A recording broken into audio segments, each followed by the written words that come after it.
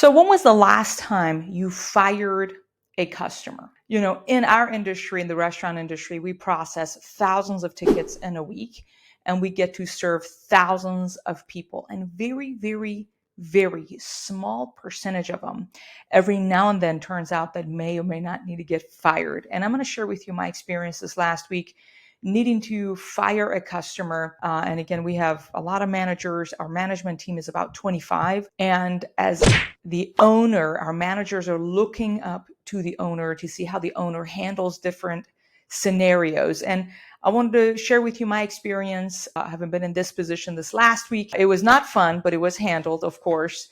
And hopefully I can give you some tips in case you need to fire a customer. Hopefully it can be of help to you. So we use Toast POS system. And one of the limitations with Toast, I would say, is the case for the discount codes and the promo codes and all of that. Yes, it has it. And yes, we do use the online ordering that they provide. And it is good enough. However, it is not phenomenal. It has its limitations. And if you have a very smart customer that can find those little loopholes to play the game, they can play the game easily. So it is on me as the owner or on our management team to really watch for those vulnerabilities. So I wanted to start off with that this was our fault, of course. But so I get this email from one of our assistants notifying me about this customer that has been ordering at two of our locations, kind of within 5 minutes of one another, right? We can track customers and their phone numbers and what have you. And they're using promo code as well as another discount codes. That's really odd that we don't, the expiration date on it wasn't there or something like that. And this customer has been getting like 2 items every time that it comes from our one location and another location of ours. And every time I think it's coming out to $2 or something for him. He orders online, he pays online, he comes in discreetly, and he comes and pays and he leaves. And what happened is with this customer, we identified, wait a minute, what's going on in here? So the first thing we did was that we conducted an investigation. So before you jump into conclusions, give people the benefit of the doubt, particularly our customers. I am one that always views our customers as our boss. They pay us, right?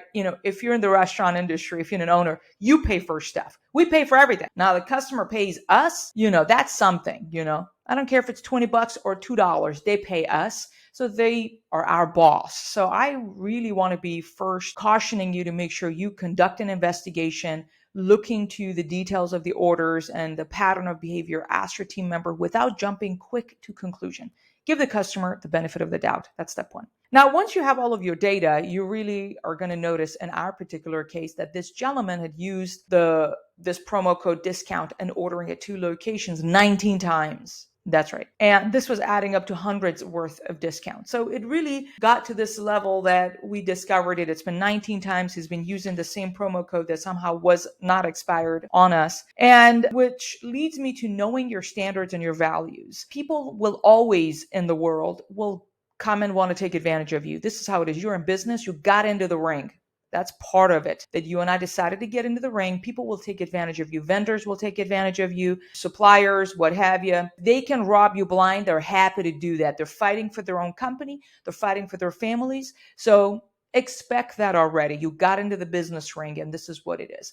So we shown that vulnerability and weakness that we have clearly with our ecosystem here. And it got to this level. Now, we could let it go. What are we going to do about it? Are we going to wait till this customer orders again? So our management team are finding this out. And so they're talking among themselves in our chat group. And so I'm finding out that this is going on. So I, as a leader, have options. I was like, should we wait till he orders next time and tell him, hey, man, this is the last time you're doing it? But this will put me in a pickly position because I am telling my manager who's on the front row, you go face that customer face to face, right? You go face that gentleman face to face.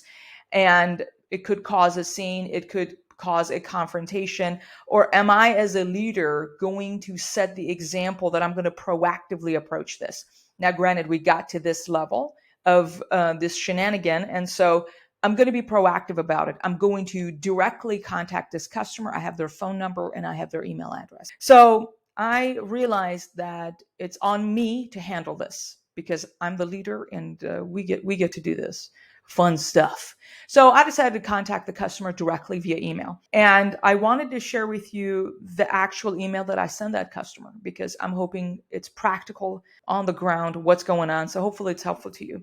So this is how it goes. First off, I made the subject to say his first name and that MATTENGA'S will no longer be able to serve you with the alarm emoji, because I really did not want this email to get missed. I wanted his first name there so he sees that. And again, MATTENGA'S will no longer be able to serve you.